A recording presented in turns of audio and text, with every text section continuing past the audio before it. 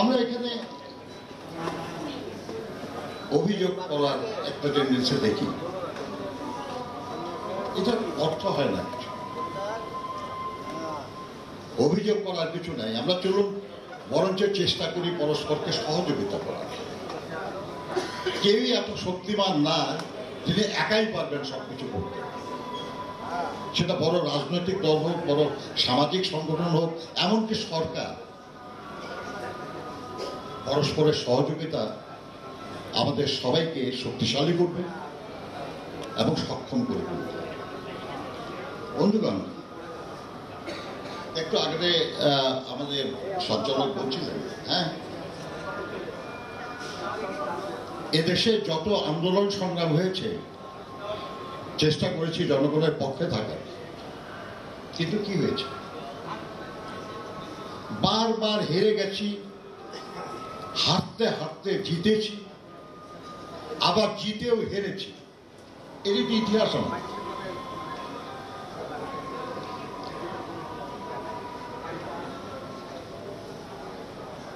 এখানে কাজী নজরুলের একটা কথা বলি, সম্মুখ টানে ধাই অবিরাম, নাই নাই অবসর, ছুঁইতে হারাই, এই আছে নাই, এই ঘর এই পর।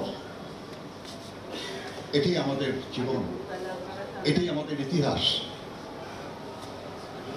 বারবার বহু সাথীর রক্তের বিনিময়ে আমরা অনেক অর্জন করেছি, অনেক বিজয় এসেছে, কিন্তু আমরা ধরে রাখতে পারি। আজ ভাষা আন্দোলনের বীর শহীদদের থেকে শুরু করে স্বাধীনতা যুদ্ধে যারা শহীদ হয়েছেন, তারা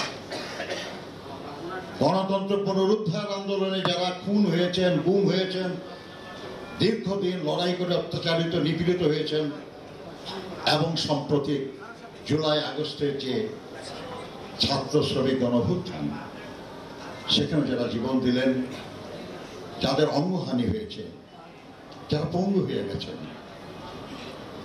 তাদের সবার ত্যাগের বিনিময়ে যে আমরা অর্জন করেছি, এটা ধরে রাখতে পারবো তো? নাকি আরো চাই, আরো চাই, আরো ভালো চাই, এই নিয়ে দ্বন্দ্ব করে আমরা এই সুযোগ হারাই? এই যে না পাওয়ার বেদনা, এই যে পাওয়ার আকাঙ্ক্ষা, এই দুঃসহ অভিজ্ঞতার সমাপ্তির যে সুযোগ মহান আল্লাহ তাআলা আমাদের সামনে দিয়েছেন, সবার সম্মিলিত প্রচেষ্টায়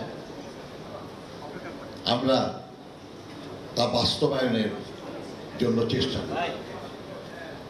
আর যদি সেই চেষ্টাতেও ব্যর্থ হই, তাহলে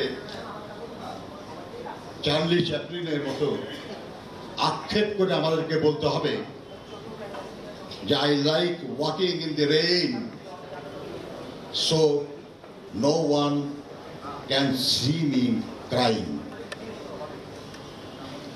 আপনাদের সবাইকে ধন্যবাদ।